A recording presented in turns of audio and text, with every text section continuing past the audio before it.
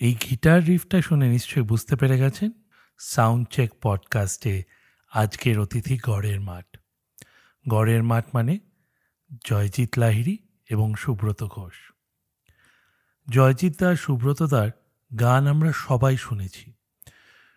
কলকাতা শহরের উষ্ণতম দিনে রোডোডেনড্রনের রোম্যান্টিসিজম তারা এনে দিয়েছিল তাদের লেখায়, সুরে, গানে। মহিনের ঘোড়াগুলি সম্পাদিত অ্যালবামে তাদের যে কটি গান আমাদের মন ছুঁয়ে গেছে, সে কটি গান আমরা সবাই মন থেকে জানলেও অনেকেই আজও জানি না সেই গান তৈরির গল্প, গড়ের মাঠের ইতিহাস এবং কোন গানগুলো গড়ের মাঠের গান। আজকে আমাদের এই সাউন্ড চেক পডকাস্টে আমরা গড়ের মাঠের গল্প শুনব। সাউন্ড চেকে তোমাদের দুজনকে সুস্বাগতম। আজকে প্রথমেই একটা সহজ প্রশ্ন দিয়ে শুরু করব। তোমাদের কেন মনে হয় তোমাদের গানগুলো এখনো সঠিক রেফারেন্স পায় না বাংলা গানের শ্রোতাদের মধ্যে? আসলে আমার মনে হয় গানগুলোর ক্ষেত্রে যেটা হয়েছে, আমাদের গানগুলো প্রকাশিত হওয়ার পরে না একটু অভিভাবকহীন হয়ে পড়ে। বিশেষত গৌতম দাও মারা যান।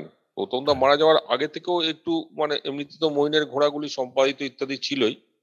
তারপরে গানগুলো যারা সঙ্গীত শিল্পী যারা এই সমস্ত ক্যাসেটে ছিলেন, ঋতিকা সাহানি বলো কি পরমা বলো কি সুরজিৎ বলো, ওরা তো ওদের গান গেয়ে গেছে, ওদের মতো একটা আত্মপরিচয় গায়ক হিসেবে, ব্যান্ড হিসেবে, ভূমি হিসেবে এসব ছড়িয়েছে, এবং ফলে ওদের গানগুলোতে খুব একটা কেউ হাত দেয়নি।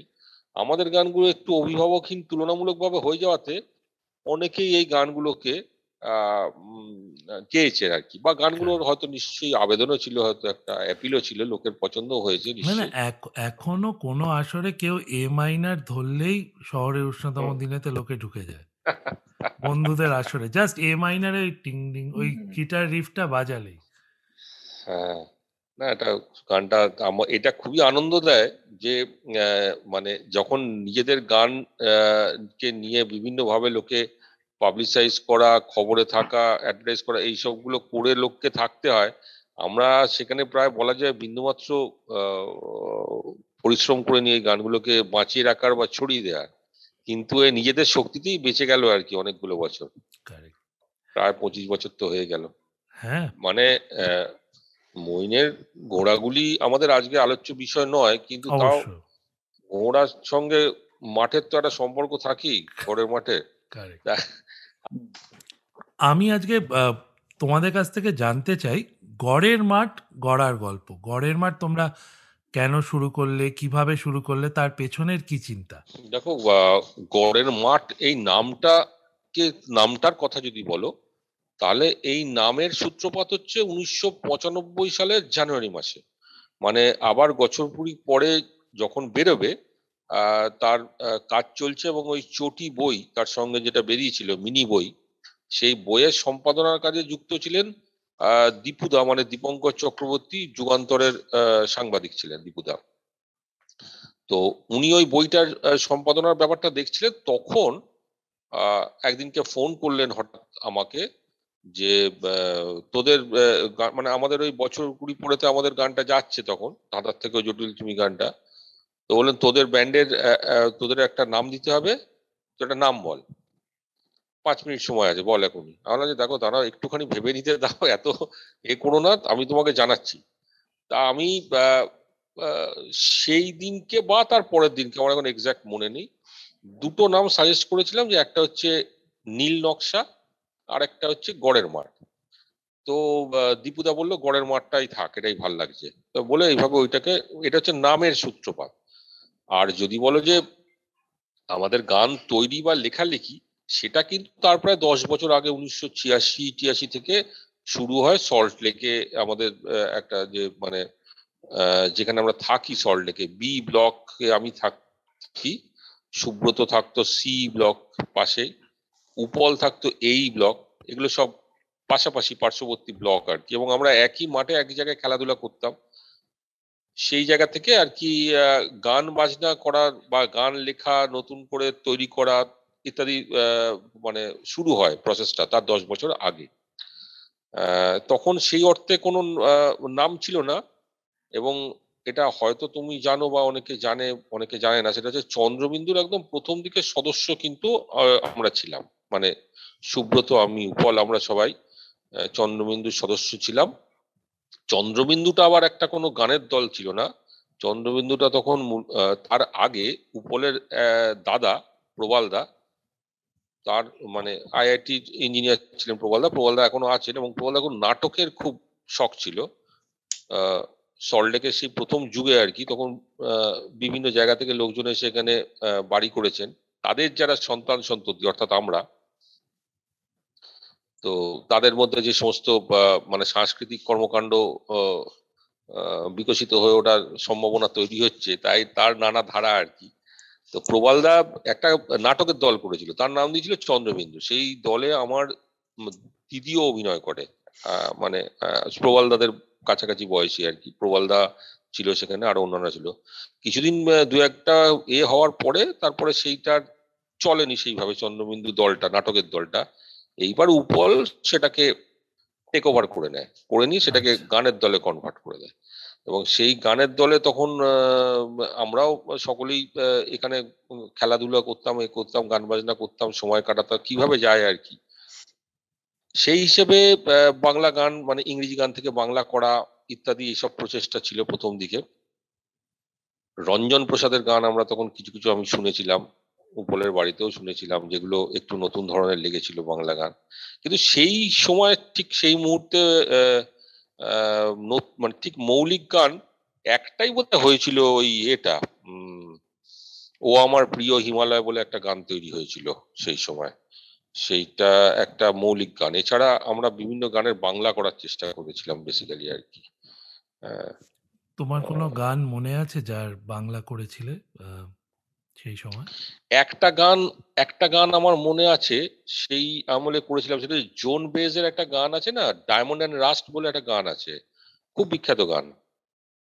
তো ওইটার সুরটা রেখে একটা কথা বসিয়ে একটা গান করা হয়েছিল, যে আজ দুপুরে তোমার টেলিফোন, একই চেনা সুর, কত দূরে, ভালো আছো, আজ আজ মনে কি পড়ে, পুরনো অভিমান ঝরছে না না, আজও কি কেমন আছো, অঝরে। কেমন আছো, কেমন আছো, হ্যাঁ। আজও কি মনে পড়ে। বাহ, এটা তো দারুণ। তারপরে এই ধরনের একটা করা হয়েছে, কিন্তু সুরটা একদম ডায়মন্ড অ্যান্ড রাস্টের সুর রাখা ছিল। এবং কথাগুলো ডায়মন্ড অ্যান্ড রাস্টের কথাগুলো শুনলেও যেটা দেখা যায় যে ওটার মধ্যে অনেক মানে কিছুটা মিল আছে। একটা টেলিফোনিক কনভারসেশনের কথা ওখানে বলা আছে, একটা পুরনো প্রেমের কথা বলা আছে, একটা আভাস আছে। তো সেই ধরনের আভাস রেখে, মানে একদম লাইন টু লাইন নয়, এই ধরনের কিছু কিছু কাজ করা হতো আর কি। না, এটা তো অনেক পরে। অ্যাকচুয়ালি সেই সময় টেলিফোন নিয়ে ওই সার্কিটে আর কি 3টে গান ছিল, তোর যদি মনে থাকে ভাবতে। একটা এই গানটা, আরেকটা হচ্ছে বাবুয়াদা লিখেছিল ছুটু পাড়া একটি টেলিফোন। আমাদের একটা বন্ধু ছিল, সে আম, তার বিহারে বা কোথাও একটা অনেক জমি ফমি ছিল দুমকা। রিমোট এরিয়াতে, সেখানে একটাই টেলিফোন ছিল। কলকাতা থেকে মাঝে মাঝে ফোন আসতো। তার কিছুদিন পর গৌতম দা টেলিফোন গানটা করেছে, আমার মনে আছে। এটা 1997-এ বোধ হয়। গৌতম দা টেলিফোন গানটা অনেকটা পরে। না না, ওই সময় ওই ভেরি রিলেটেড। আমার মনে আছে আমরা ওই ইয়েটা করে এলাম, কি বলে, ট্রেক না, আমরা বোধহয় কি কালিম্পং হ্যান ত্যান ঘুরে এলাম। আমি বলছি যে ডায়মন্ড অ্যান্ড রাস্টের অনুকরণে যে বঙ্গীকরণ যেটা করা হয়েছিল, সেটা অনেকটা আগে। গৌতম দা গানটা করে, গৌতম দা যখন গানটা বানিয়েছে সেটা আরো বেশ খানিকটা পরে। আমরা হয়তো শুনিয়েছি ওই পরে 2-3 মাসের মধ্যে আমার একটা মনে পয়েন্টে আছে। গৌতম দাকে এই গানটা, যে গানটা একটু অনেক খানিক 2-3 মাসের মধ্যেই আমি বলছি তোকে। আমরা বেড়াতে গেছিলাম তোর ওখানে, কবে নাই 97-এর ইয়ের দিকে বোধ হয়। সেটা কিভাবে এনিওয়ে, মনে করা যাই হোক যায়? আমার তোর ম্যালেরিয়া হয়েছিল, তুই যদি মনে করে করতে পারিস তাহলে একটা না, আমার that was ম্যালেরিয়ার another সঙ্গে milestone। এগুলো, বলছি এটার that সঙ্গে side হয়ে এটার গেলো। সঙ্গে এটার সঙ্গে গানটার খুব একটা কোনো সম্পর্ক নেই। আমি যেটা অভিকের প্রশ্নের উত্তরে বলছিলাম আর কি, যে নামকরণ গড়ের মাঠের হয়েছে 95, কিন্তু গান তৈরি করার যে প্রসেস সেটা তার প্রায় 10 বছর আগে, মানে 1986-83 থেকে। আমরা তখন আমি তখন মাধ্যমিক উচ্চ মাধ্যমিক দিয়েছি আর কি।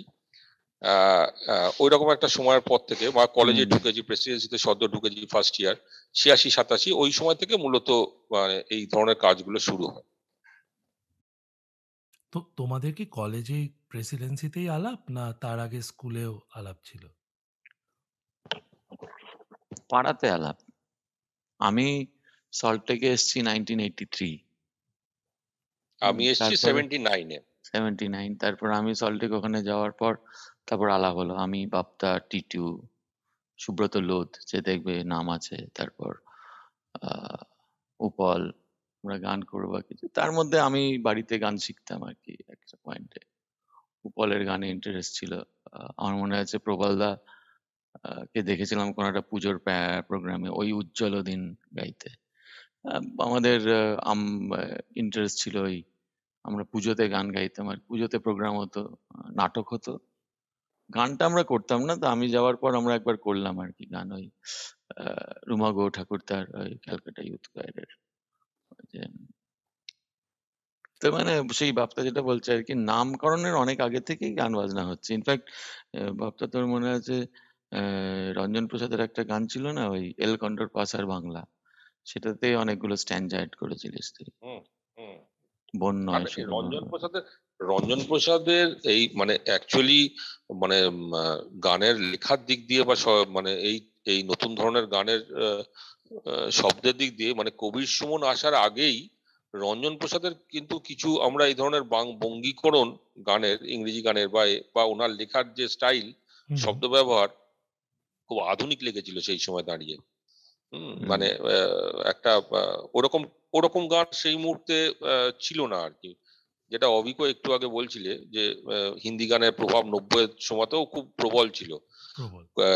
সুমন চট্টোপাধ্যায় এসে সেটাতে একটা বিরাট একটা জোয়ারের মতো এসে একটা বড় মানে বাঁধ ভেঙে দেওয়ার কাজ করেছিলেন, ঠিক কথাই। কিন্তু তার আগেও কিন্তু এই ধরনের কাজগুলো চলছিল, মানে রঞ্জন প্রসাদের গানেও আমরা পেয়েছি।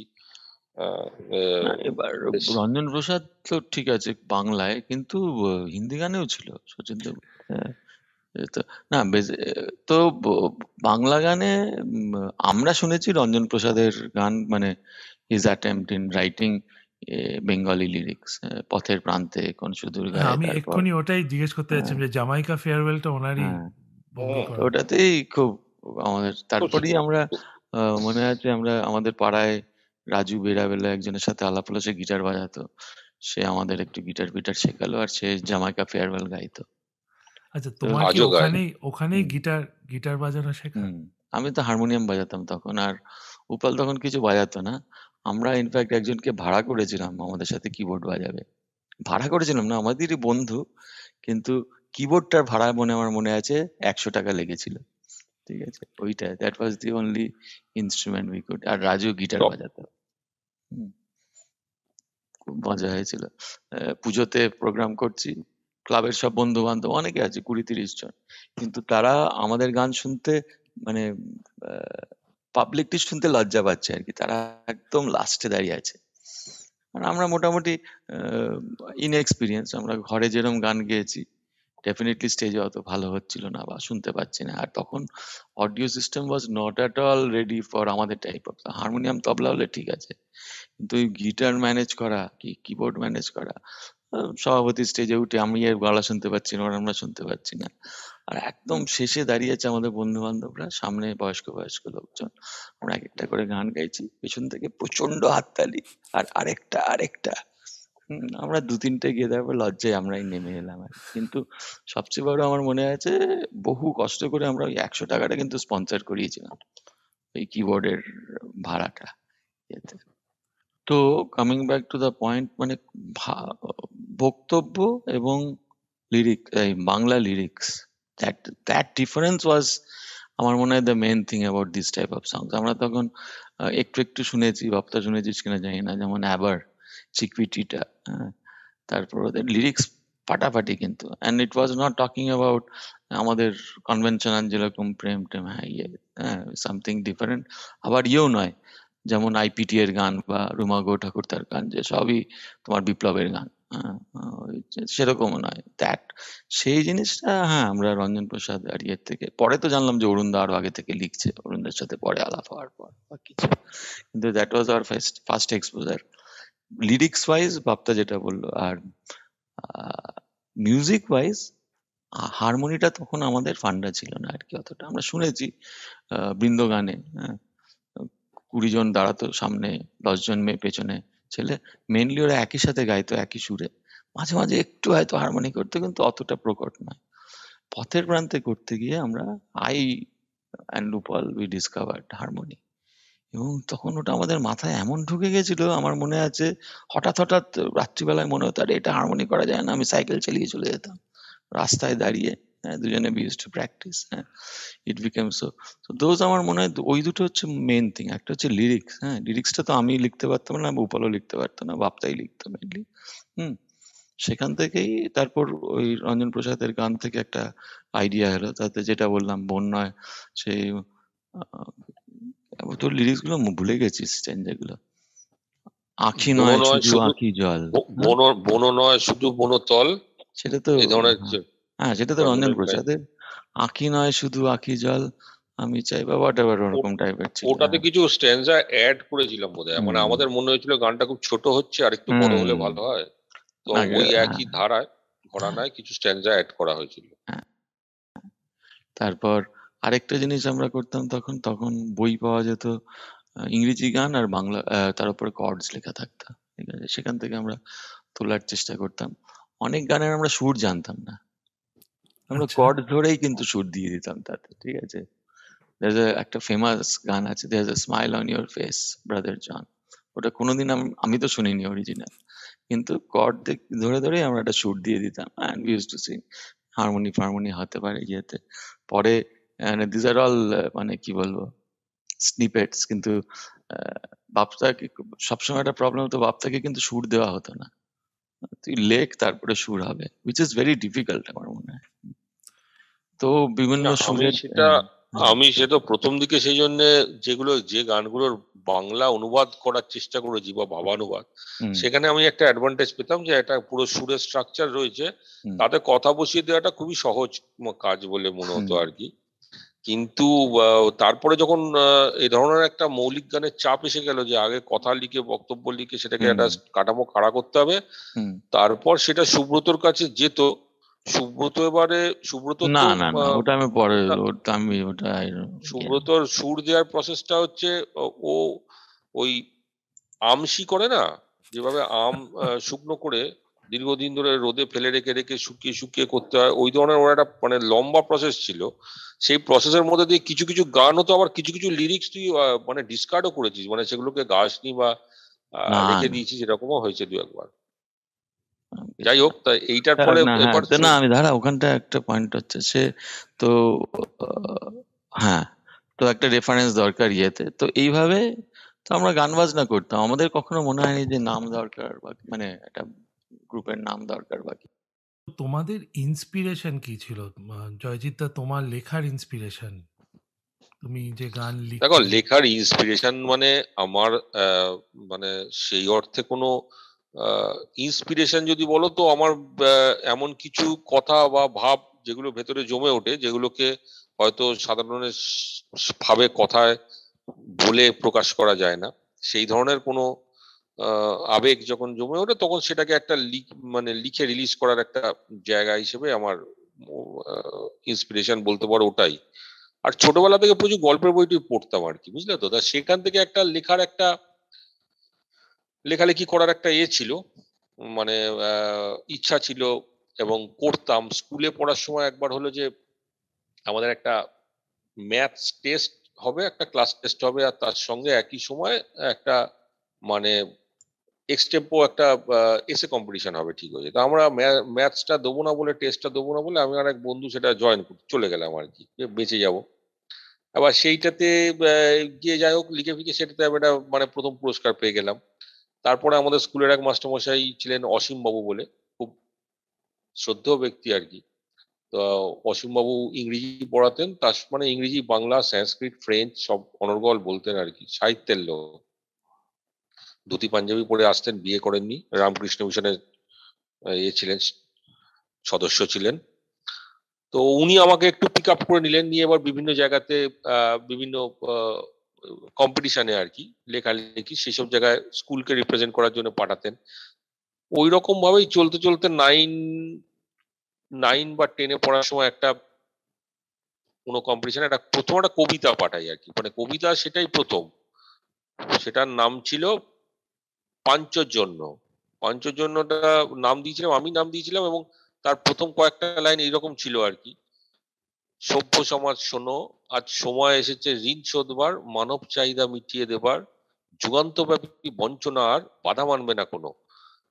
তারপর আরো কিছু কিছু লাইন ছিল একটু, মানে সেই সময় তো একটু আমাদের এখানে বামপন্থী একটা ঘরানা ছিল, সেইটার কোনোভাবে চিন্তাধারায় ছাপ পড়েছিল হয়তো, বা যারা কর্তা ব্যক্তি ছিলেন ওই প্রাইজটা সিলেক্ট করার, তাদের মধ্যেও এই ধরনের লোক নিশ্চয়ই বেশি ছিলেন। তো সেটা একটা অল ইন্ডিয়া মানে অল বেঙ্গল একটা কবিতা প্রতিযোগিতায় প্রথম প্রাইজ পাই। তো সেই সবগুলো থেকে বলতে পারো যে একটা মানে লেখালেখির একটা চেষ্টা ছিল। এবার এরা যখন গান বাজনা, সুব্রত, উপল ইত্যাদি, টিটু, রাজু, এরা যখন এদের গান বাজনা শুরু করো, তো আমি তো সেই অর্থে গান করতাম না, গিটারও বাজাতাম না। তো আমি এদের সঙ্গে তো থাকতে হবে, বন্ধুদের দল থেকে তো আর মানে চলে যাওয়া যায় না, তা কিভাবে পার্টিসিপেট করতে পারি। তখন ওরা মানে উপলি সাজেস্ট করলো যে তুই লেখ, তুই যদি কিছু লেখা, তখন ওইভাবে আর কি ঢুকে যাওয়া, মানে চলে আসা। হ্যাঁ, ইনফ্যাক্ট পাঞ্চজন্য গানটা তোর মনে আছে কিনা, যে অ্যাকচুয়ালি আমি তো ট্র্যাডিশনাল গান শিখতাম, রবীন্দ্রসঙ্গীত, খেয়াল, হ্যান ত্যান, কিন্তু ওই আর ডি বর্মনের গান ভাল লাগতো। হ্যাঁ, স্কুলের কম্পিটিশনে হিন্দি গানও গেয়েছি আর কি, তুঝসে নারাজ নেই, একটু ডিফারেন্ট আর কি। তারপর ধরো কোথাও একটা গিয়েছিলাম, জিন্দেগি কেসি হ্যায় ইয়ে পেহলি, এটা গিয়েছিলাম, ওটা একটু ডিফারেন্ট আর কি, গিটার ফিটার আছে। কলেজে ঢোকার পর একটা খুব ইম্পর্টেন্ট হলো যে আমাদের কি হলে ফ্রেশার্স ওয়েলকামে ইন্দ্রনীল সেন এসেছিল। ইন্দ্রনীল সেন আর অন্যান্য গান গাওয়া ছাড়াও ও কিন্তু কথা দিয়া বন্ধু গিয়েছিল, আর জীবনানন্দ দাশের আবার আসিব ফিরে এই ধানসিঁড়ির তীরে সুরে গিয়েছিল। ঠিক আছে, তার থেকে আমার মনে হলো আরে বাহ, দিস ইজ ওয়ান ওয়ে না, যে মানে টু ডু ডিফারেন্ট সংস। তো তখন আমাদের ক্লাস 12-এর বাংলা বইটা, কবিতার বই বার করে আই ট্রাইড আ লট, ঠিক আছে এখান থেকে যদি কোনো করা যায়। তারপরে শুনলাম বাপ্তা এরকম পাঞ্চজন্য গান, ইনফ্যাক্ট তোর বাড়িতে একটা ছিল বোধহয়, সার্টিফিকেট বাঁধানো ছিল। ওটা এখনো যত্ন করে রেখে দিয়েছি। আর এই গানটা তো তোকে দেওয়া হয়েছিল 1987-88 সালে, ওটা কিন্তু এখনো সুর হয়নি অভিক, বুঝলে, ওটা এখনো সুব্রত প্রসেসে রেখেছি আমি। ওটা তারপরে তো ওটা, হ্যাঁ সেটা হয়নি ঠিকই, কিন্তু তখন হয়নি। প্রসেসে রেখেছিস তো বিষয়টা, সামান্য 25 বছর হয়েছে। কিন্তু তখন থেকেই তখন বাপ্তাকে দেখা গেল যে বাপ্তা বাস লেখে, ওকে লিখতে হবে, আমরা এইদিকে সুরপুরের ব্যাপারগুলো দেখছি, করছি এরকম করে। তো দ্যাট ওয়াজ দ্য থিং, 87।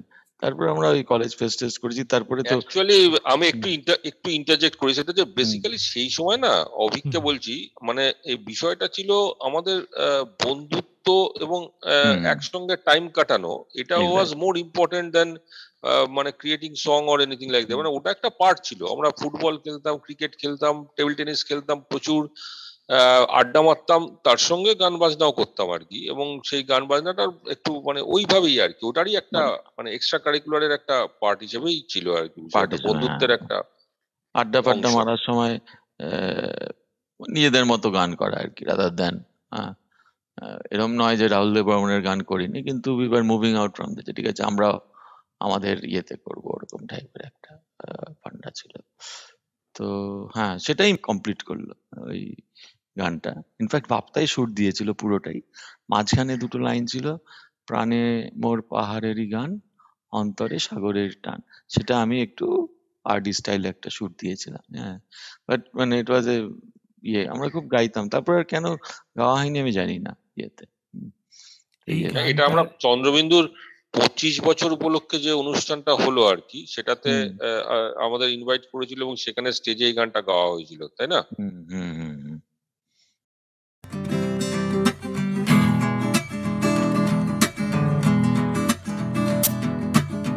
পুরনো এই গিটার ফেলে দূরে দূরে কোথাও গেলি চলে, সাত সাগরের পারে কি একলা দিন কাটাস?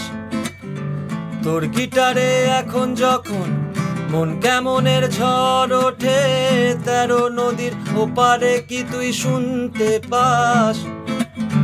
যখন ছিলি কাছাকাছি বলিসনি কোথাও তোর উধাও হবার ইচ্ছে ছিল, তেপান্তরের মাঠ, ও উধাও হবার ইচ্ছে ছিল তেপান্তরের মাঠ।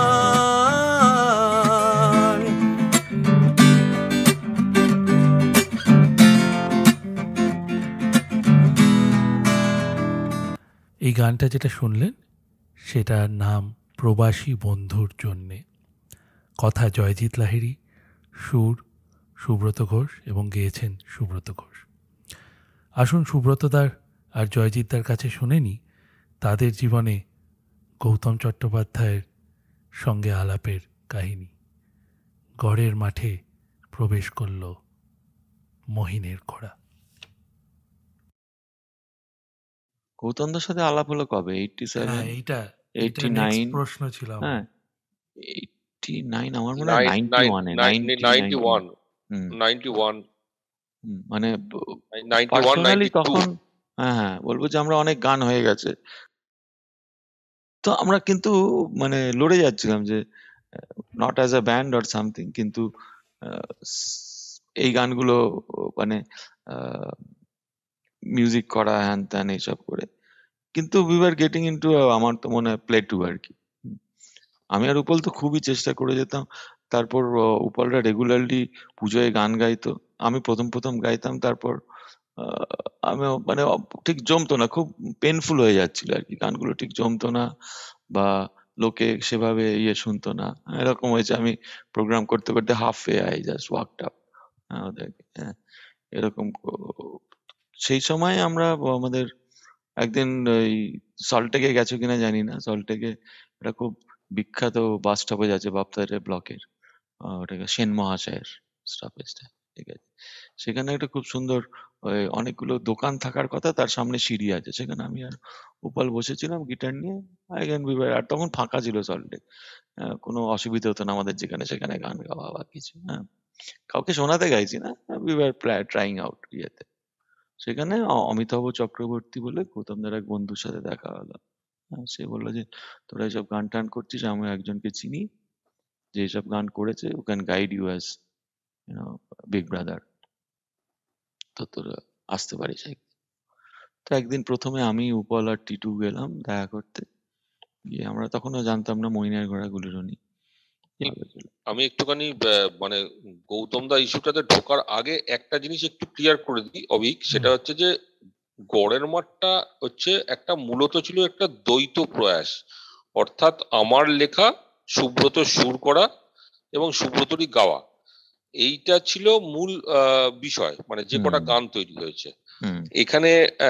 পরবর্তীকালে সেখানে কিছু কিছু লোকেরা মানে নীল, যেমন নীল বলবে, হয়তো তুমি নীলের ইন্টারভিউ নেবে বলছো, ও বলবে ও আমাদের গানে কি রেকর্ডিং এ কিছু বাজিয়েছে, কেউ কেউ হয়তো বনি টনি কেউ হারমোনি করেছে ইত্যাদি, কিন্তু যেটা গানগুলোর যে মূল বিষয় সুর এবং কথা, সে দুটো আমার আর সুব্রতর মাধ্যমেই হতো এবং সুব্রতই মেন গায়ক ছিল গানগুলোর। এইভাবে মানে গড়ের মাঠের সত্তা যদি একটা নির্ধারণ করতে হয়, ইয়ারমার্ক করতে হয়, সেক্ষেত্রে এই জায়গাটা আর কি এইটা মূল জায়গায় থাকবে। এর মধ্যে কেউ কেউ এসছে গেছে, বা টিটুরা যেমন কিছুদিন টিটু ম্যারাকাস ট্যারাকাস ইত্যাদি বাজিয়েছিল, সুব্রতর এক ভাই ছিল সুমন বলে, সে কিছুদিন বেস গিটার বাজিয়েছিল একদম শুরুর দিকে, তখনও গড়ের মাঠ নামকরণ হয়নি। আর 1995 সালে যখন গড়ের মাঠ নামকরণ হলো, মানে ওই ক্যাসেট বছর কুড়ি পরে বেরোনোর পরে, তারপরে কিন্তু যা হয়েছে সেটা পুরোটাই মানে যে গানগুলো এসছে সবগুলোই আমার লেখা, সুব্রতর সুর করা এবং গাওয়া। এবারে গৌতমদার ইস্যুটাতে ঢুকে যেতে পারিস। হ্যাঁ, না আমি বলছি ফার্স্ট ইয়েতে আমি ওটাই আসছি। তার আগে বললেন আরেকটা জিনিস বলেনি, সেটা হচ্ছে যে গৌতমদার সাথে দেখা হওয়ার আগেই কিন্তু আমাদের 3টে গান হয়ে গেছে তৈরি। কোন 3টে? একটা হচ্ছে সত্যি না হয় স্মৃতির হাত ধরে। আমরা 88-এ কলেজ থেকে বেরিয়ে যাচ্ছি, বাপ্তা বেরোলো 89-এ, রাইট? বাপ্তা তুই বেরোলি 89-এ। হ্যাঁ, ইনফ্যাক্ট সেই সময় কলেজে যেতাম কেন বলতো? হ্যাঁ, তো যাওয়া ছিল। আমি তো প্রেসিডেন্সি কলেজের মাধ্যমেই হ্যাঁ, তখন ক্যালকাটা ইউনিভার্সিটিতে পড়তাম আর কি। ক্লাসটা ক্যালকাটা ইউনিভার্সিটিতে হতো, লাইব্রেরি মানে ফেসিলিটি ছিল ক্যান্টিনটা প্রেসিডেন্সির। একটা দারুণ জায়গা ছিল আর কি। হ্যাঁ, আমরা ইয়েতে মানে কম্পালসারি ক্যান্টিন, তো সেখানে সব গান বাজনাও হতো, টেবিল বাজিয়ে গান বাজনা হতো, নানা রকম দাবা খেলা হতো, bla bla হ্যান ত্যান। তো সেইটা নিয়ে বুধু একটা কবিতা লিখেছিল 3 পাতার, আমার মনে আছে। হ্যাঁ, তার ফার্স্ট দুটো লাইন ছিল, সত্যি না হয় স্মৃতির হাত ধরে, বারে বারে মোড়ে আসতেই হবে ফিরে, মোড়ে আসতেই হবে ফিরে। ইয়েতে তা আমি বললাম যে এই তো একটা ইয়ে পাওয়া গেছে, এটাকে সুর দিতে হবে যেমন করে হোক ইয়েতে। তো ফার্স্ট দুটো লাইন এইটা সুর দেওয়া হয়েছিল, হ্যাঁ দেওয়া গেছিল। হুম, তারপর আর এগোচ্ছিল না তখন। না, ওর বাপ্পাকে আসলে কল করি। লাইনগুলো একটু দীর্ঘ ছিল, মানে ভুতুর লাইনগুলো একটু লম্বা লম্বা ছিল আর কি, মানে হুম, প্রায় চতুর্দশপদী পাঠ যেটা হয় না, ওরকম একটু ওটাকে একটু গানের প্রয়োজনে একটু ওটাকে দরকার ছিল এ করা, তো সেই জন্য ওটাকে রিরাইট করে ওর যে বক্তব্যটা আর কি, যে একটা কলেজ ক্যান্টিনে মানে যে ফিরে আসবে বা একটা তখন একটা বেরিয়ে যাওয়ার মুখে অনেক একটা চেপে ধরেছে আর কি, নস্টালজিয়া চেপে ধরছে কলেজে। হুম, তো সেইটা নিয়ে ওর যে ভাবটাকে রেখে আর ওই প্রথম লাইনটাকে রেখে তারপরে ওটাকে আর কি রিরাইট করা হয়। তো এটা ছিল একটা গান, ধাঁধার থেকে জটিল তুমি ছিল আরেকটা গান। হুম। তৃতীয় গানটা কোনটা ছিল, যেটা অভিক জানতে চাইছে, যে কোন তিনটে গান যেটা গৌতম দার কাছে বাড়লে যাওয়ার বয়স, আগে তৈরি? বাড়লে বাড়লে বয়স, সেই বয়স, তিন। বাড়লে বয়সে অন্য সুরটা কিন্তু এই, যেটা তুমি এটা আমাদের আমরা, তাপ্পিতে গাইলে হ্যাঁ হ্যাঁ, বাড়লে বয়স ওই গানটা, হ্যাঁ, মেজারে। ও মেজারে।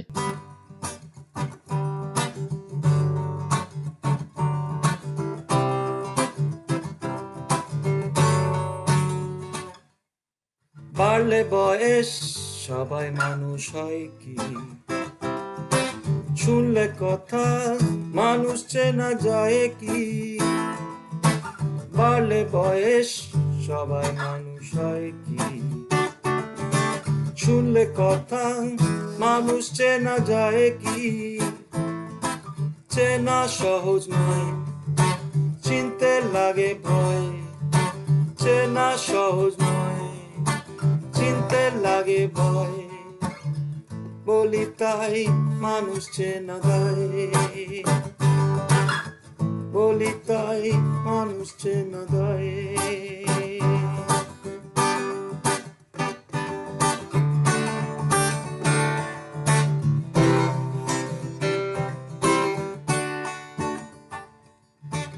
হাত বাড়ালে বন্ধু পাওয়া যায় না, বাড়ালে হাত বন্ধু সবাই হয় না। হাত বাড়ালে বন্ধু পাওয়া যায় না, বাড়ালে হাত বন্ধু সবাই হয় না। পেরিয়ে অনেক পথ নিলামে শপথ, পেরিয়ে অনেক পথ নিলামে শপথ। আমি নয় শত্রু হব তাই, আমি নয় শত্রু হব তাই।